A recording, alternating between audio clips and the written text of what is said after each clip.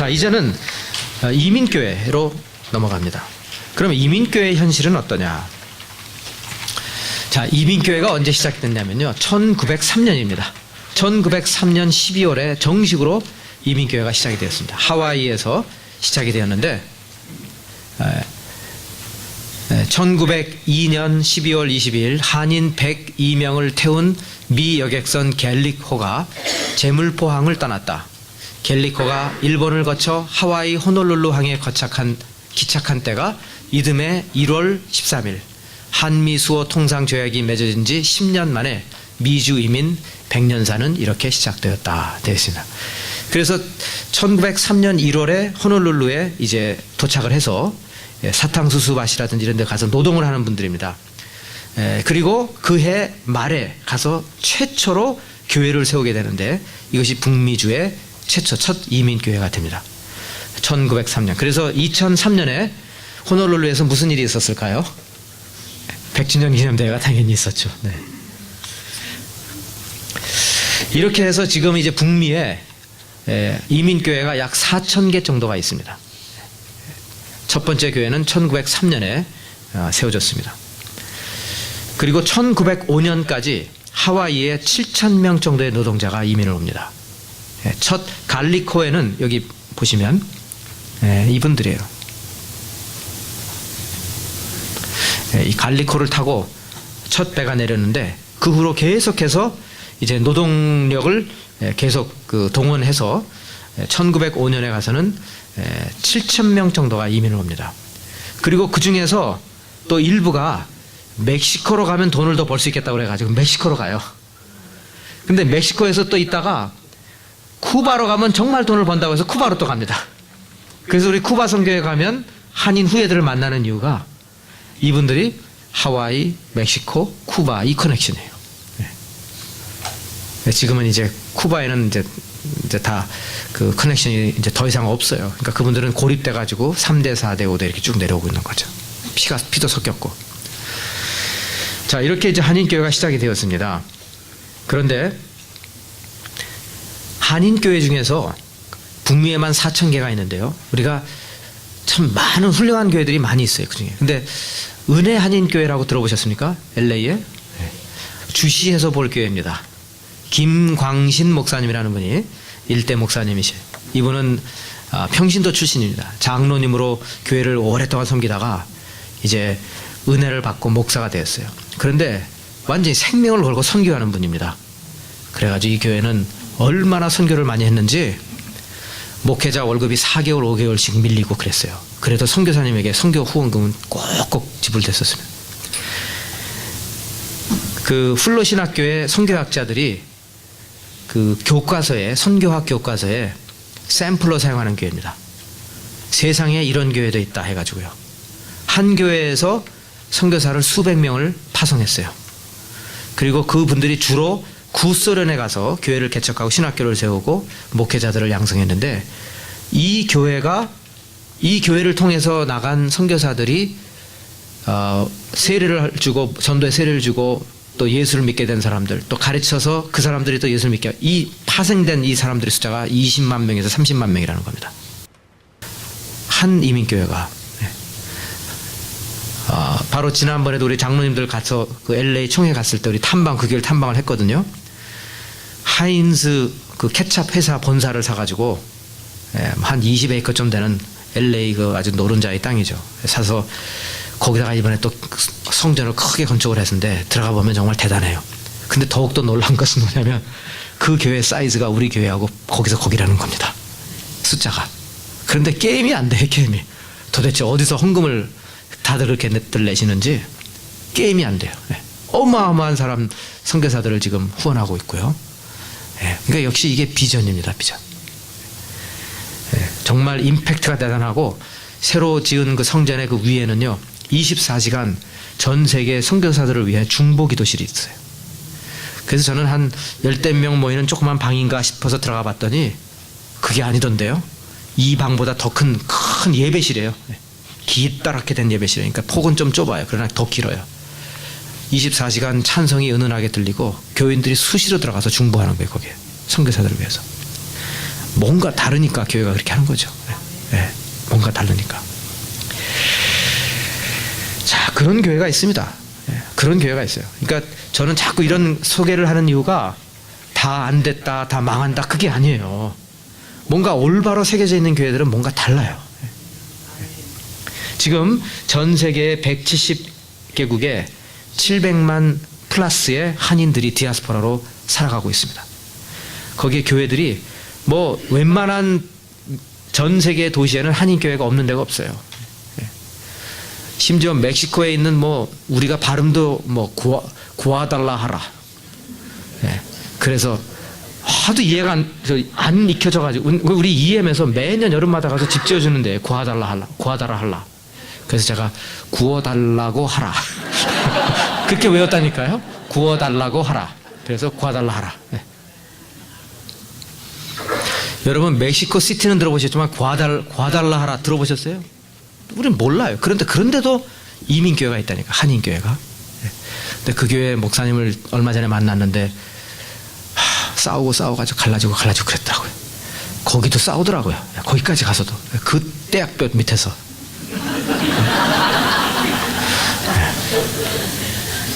참 거긴 그 더위를 이겨내기도 힘들 텐데 몰라요. 열을 받아서 더 그럴까요? 네, 모르겠습니다. 전 세계 170개국의 한인 디아스포라 교회들이 있는데요. 네. 여러분 이번에 월드컵에 나왔던 팀 중에 하나가 아이보리 코스트가 있죠. 네, 아이보리 코스트. 거기에도 한인 교회가 있어요. 있는데 아비샹이라는 그 구 수도가 있습니다. 아이보리 코스트에 아비샹 한인 교회는 선교 많이 하기로 유명한 교회예요. 네. 아비샹 한인 교회에 신학교가 있고요. 아프리카 사람들 부족들을 다 거기 훈련시켜 가지고 각 부족에 교회를 개척하는 교회예요. 아비샹 한인교회. 대단해요. 네. 에콰도르의 키토라는 데가 있습니다. 거기도 한인교회들이 있어요. 처음 들어보죠, 여러분? 우리가 캄보디아 프놈펜에 우리 고아원 1시간 옆에 하지만 거기도 이미 한인교회들이 얼마나 많이 들어가 있는지 몰라요. 네. 뭐 키르기스탄에도 한인교회가 있으니까요. 네. 비시케크에도 한인교회가 있고요. 그러니까 우리가 선교지라고 하는데 가보면 다 한인 비즈니스맨들이 들어와가지고 교회를 하고 있다니까요. 그래서 이런 데가 정말 모빌라이즈가 되면은 세계 선교에 큰 몫을 감당할 수 있겠다, 이런 생각을 갖습니다. 자, 우리 토론토를 한번 보시겠습니다. 토론토에 제일 먼저 세워진 교회가 개신교 교회가 이 교회입니다. 토론토 한인연합교회. 근데 여러분 이 교회 지금 이름이 더 이상 없어요. 아시죠? 모르시는 분들은 모실 수 있는데 이 교회가 어디에 있냐면 블로어하고 UT 캠퍼스 블로어하고 세인트 조지에서 조금 더 스파다이나 쪽으로 한 블락 두 블락 큰빛교회 성전 바로 다운타운 성전 바로 앞에 있는 옆에 있는 교회입니다. 여기도 싸워가지고 이름까지 지금 다 나눠가지고 법적으로 나눴잖아요. 그래서 이 이름을 못 쓰게 돼 있어요. 서로 이제 원조라고 하고 서로 한쪽은 알파 무슨 교회고 하나는 또 무슨 다른 교회예요. 이름이 이렇게 나눠져 있어요. 자, 이 교회가 1967년에 세워졌습니다. 그 교회 이제 홈페이지에 들어가면 연역이 나오는데 오후 2시에 연합교회당 예배를 빌려서 예배를 보다 이렇게 돼 있어요. 지금 67년, 지금이 2014년이면 몇 년이 지났나요? 몇 년이죠? 47년, 거의 50년을 향해 가고 있는데 지금도 오후 2시에 예배를 드리고 있어요. 거기서. 그래서 그 다음에 또 한인 장로교회가 또 시작이 돼요. 1967년에 데븐포트 그 근처에. 지금은 다른 한인교회가 그 건물을 쓰고 있습니다. 한인 장로교회에서도 이제 분열이 일어나죠. 그래서 한쪽에 동부 장로교회로 가고 한쪽은 한인 장로교회에 남고 동부 장로교회가 이제 본교회가 되잖아요, 지금. 그렇죠? 근데 그때는 동부였어요. 왜? 한인 장로교회에 비교할 때 동쪽이니까 동부예요. 근데 지금 우리가 볼 때는 둘 다 다운타운에 있으니까 그 당시에 크리스티에 있었잖아요, 동부 교회가. 어쨌든 거기는 참 우리 한석현 목사님이 이제 한 20년 가까이 지금 아주 본 교회는 완전히 다른 교회로 거듭났죠. 그런데 그 교회도 굉장히 한인 장로교회도요 어려움이 많았습니다. 제가 1988년에 영락교회 전임 전도사로 부임을 했는데 그때에 토론토에서 이런 말이 이렇게 들렸어요. 교회가 400명이 되면 갈라진다. 한인 장로교회가 400명이 됐을 때 갈라졌어요. 그래서 영락교회가 400명을 지나갈 때 다들 벌벌벌 떨면서 그 징크스가 정말 일어날 것인가.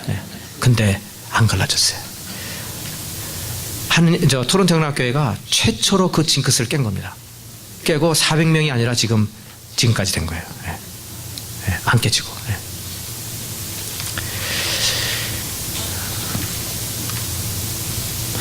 여러분, 우리 교회에 이런 때가 있었다는 걸 기억하시기 바랍니다. 얼마 전에 제가 결혼식 주례로다가 이 페이프하고 오카나와에 있는 돈 밀스 유나이티드 처치, 여기를 오랫동안 빌렸었거든요. 77년부터 91년까지니까 거의 15년 가까이 빌려서 이 교회를 사용했었어요. 근데 거기 결혼 주례를 하러 가서 거기서 한번 보니까요, 참 감회가 새롭고, 야, 어떻게 이렇게 좁은 데서 우리가 예배를 드릴 수 있었을까. 제 사무실은 아래층이었는데 아래층에서 맨 벽 쪽에, 나중에 알고 보니까 바로 그 벽을 두고 사람들이 묻혀 있더라고요. 저도 베이스먼트고 그분들도 밑에니까 같은 레벨에서. 그분들은 참 조용히 저를 잘 이렇게 전혀 말썽이 없었어요.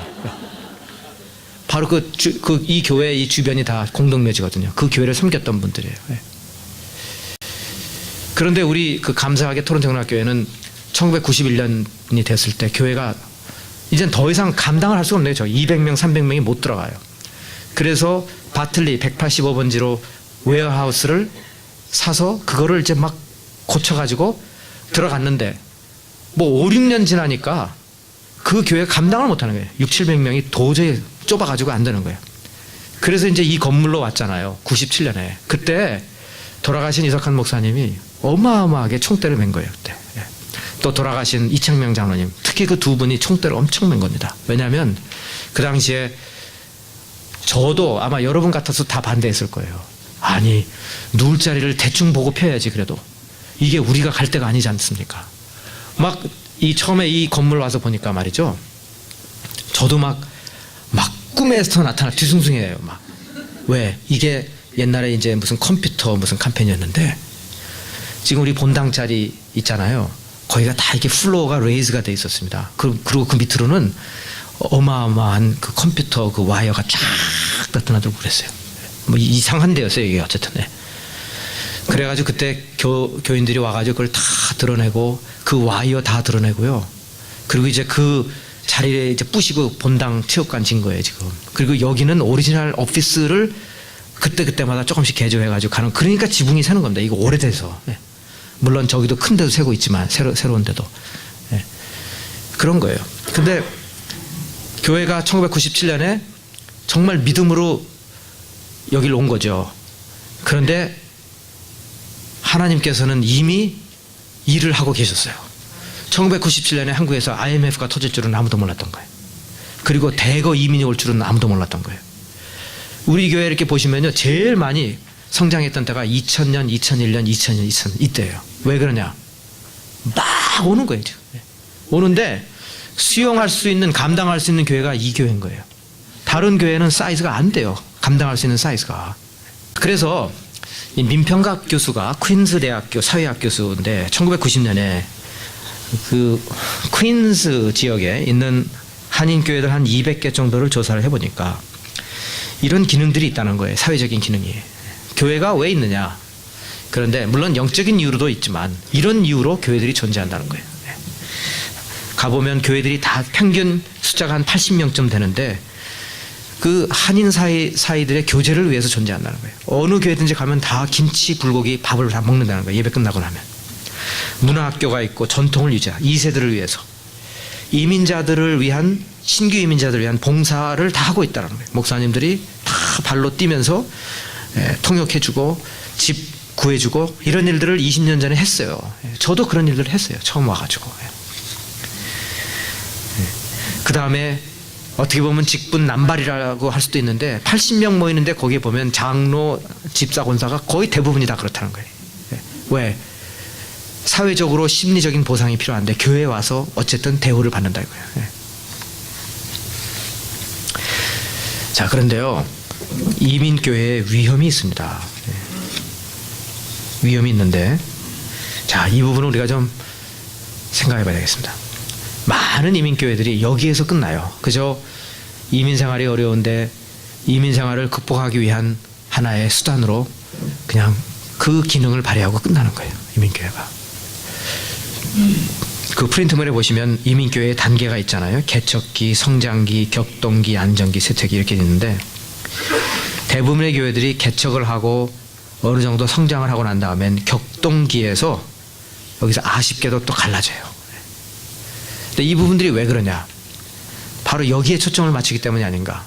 어려움을 극복하기 위해서 이민 생활에 필요한 하나의 그냥 대가족처럼 교회를 세웠는데, 이 교회 안에서 뭔가 또 이제 알력이 생기고 힘겨루기가 생기다 보니까, 특히 장로 선거할 때 이런 일들이 일어나요. 그러면 막 힘들어가지고 교회가 또 갈라지는 거예요. 이런 일들이 너무 안타까운 현실이죠. 또 이민교회의 위험은 뭐냐면 명목상의 그리스도인들을 자꾸 만들어낸다는 겁니다. 정말 교회가 그리스도의 복음으로 무장해서 복음대로 사는, 특히 차세대 그런 사람들이 아니라 자꾸 명목상의 그리스도인이 돼요. 저도 이거는요, 교회의 사이즈하고 상관이 없습니다. 작은 교회도 그렇고 큰 교회도 그래요. 큰 교회는 더 위험하다고 저는 생각해요. 그래서 우리 교회도 기둥 뒤에 그 예배 자리들, 아주 그런 데를 자꾸 선호하는 분들을 보면은 조용히 신앙생활 하시는 분들이에요.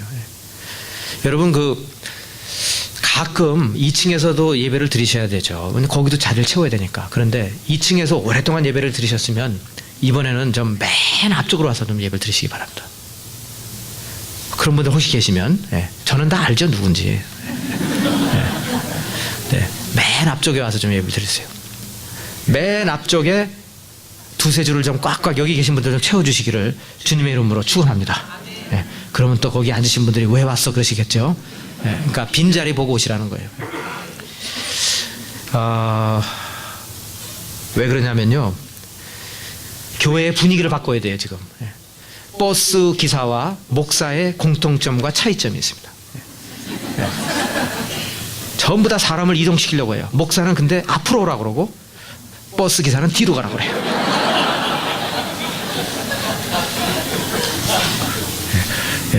우리의 사명은 사람들을 이동시켜야 돼요. 어떻게든지 앞으로 오게 해야 돼요. 교회가 잘 되는 교회는 앞좌석부터 채워주는 거예요. 이상해요. 손 장로님 치유 집회가 되면요, 앞자리가 프리미엄이에요. 프리미엄. 2시간 전부터 쟁탈전이 일어나요. 전 그걸 보면서 야, 너무 속이 보인다. 평소에 주님께 드려지는 예배 때는 다 뒤로 가고, 내 병 고치겠다고 그때는 프리미엄으로 서로 자리 싸움을 하는 거예요. 야, 이건 옳지 않은 모습이다. 그런 생각이 들었어요. 그러니까 한번 앞으로 앉아보시겠습니까, 이번에? 2층에 특히 앉으신 분들 쇼크 밸류를 위해서도 좀 앞으로 앉으세요. 어디 있었어? 그럼 나 앞으로 갔어. 다른 분들에게도 기회를 주셔야 되니까 좀 당분간 좀 그렇게 해보세요.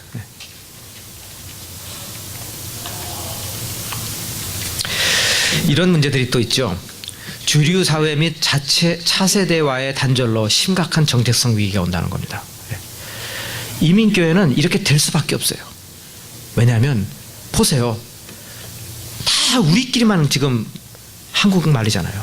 근데 우리가 지금 살아가고 있는 이 토론토는 이게 아니잖아요. 이게 현실이 아니잖아요. 또 여기 회사 다니시는 분들 회사에 가보세요. 이게 현실이 아니거든요. 지금 회사에 가보시면, 뭐 학교에 가보시면 다 여러 민족들이 어울려서 지금 살아가고 있는데, 교회의 삶과 이 세상에서의 삶이 너무 차이가 있는 거예요. 지금 정체성 위기가 온다는 겁니다. 이것을 통합하지 않으면 안 돼요. 메이크 센스 하도록 교회가 가르쳐야 된다는 거예요. 특히 차세대와 단절이 돼요. 또 이 기성세대와 교회 안에서, 여기에서 또 정체성의 위기가 옵니다. 그럼 우리는 어떻게 생각하냐면, 우리는 그냥 우리가 한국말을 하고 한국 사람들이니까 여기 모여가지고 우리끼리만 하나님 예배 드리다가 그냥 우리끼리만 끝나는 건가 보다, 이렇게 생각할 수가 있는 거예요. 근데 이 교회는 그렇지가 않거든요. 제가 피로 목사님한테도 끝까지 그랬어요. 엊그저께도 저를 찾아와가지고 그래요. EM 그러니까 전도하는데 사람들이 EM이 뭔지 뭐 영락 EM으로 오라고 하니까 참 이름을 좀 생각해보고 있다 뭐 그래요. 사실 큰빛교회도 뭐 거기는 무슨 뭐 호프 뭐 비전 펠로십인가 뭐 그런 이름을 갖고 있거든요. 이세가 다 그렇게 이름들을 갖고 있어요. 그래서 그럼 생각을 한번 해보라고. 그 대신에 철치라는 이름은 쓰지 마라. 그러니까 뭐 비전 펠로십으로 하든지 한번 그래서 어쨌든 나중에 당회로 내놔봐라 생각을 해서 그랬는데 철치라는 말은 쓰지 말라. 왜냐하면 제 마음속에 생각이 뭐냐면요, EM이 철치라는 이름을 쓰면 우리하고 분리가 되는 거예요. 독립이 돼버리는 거예요. 근데 저는 마음속 깊은 곳에서 언젠가는 이 교회의 당회장이 영어권 당회장이 나오길 바라는 겁니다. 왜? 2세들이 뿌리를 내리고 여기서 이 교회가 괄목하게 계속해서 영향을 줘야 되잖아요. 그래서도 우리 당회는 이중언어 당회로 가고 있는 거예요. 지금 영어권의 장로님들이 와서 들어오는 거예요. 우리도 어렵지만 어쨌든 그분들에게 영어로 해요. 그분들 질문하면 영어로 답을 해주고 그래요. 한 교회로 가자는 거예요. 그래서 어느 순간에 가서는 저나 피로 목사님 때 이루어지지 않는다 할지라도 다음 세대에 언젠가는 여기에 영어하는 목사님이 당회장이 될 수 있다는 거예요. 그런데 여러분이 지금 교회라고 만들어가지고 나가버리면 그럼 우리는 그냥 우리로 끝나버린다 이거예요. 여기서 특히 이민이 단절되면 정체성 매우 중요하다고 생각이 되고요. 그래서 여기 위기로 다가올 수 있다 이것입니다. 자, 그래서 이제 어느 정도 이제 정리를 합니다. 자, 이민교회.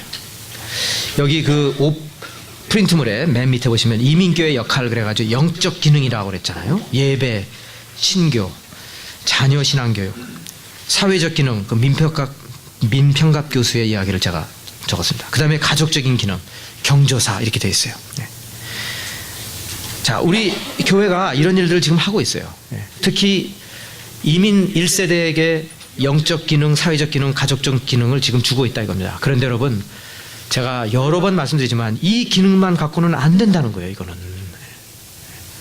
이거는 셀프 서비스예요.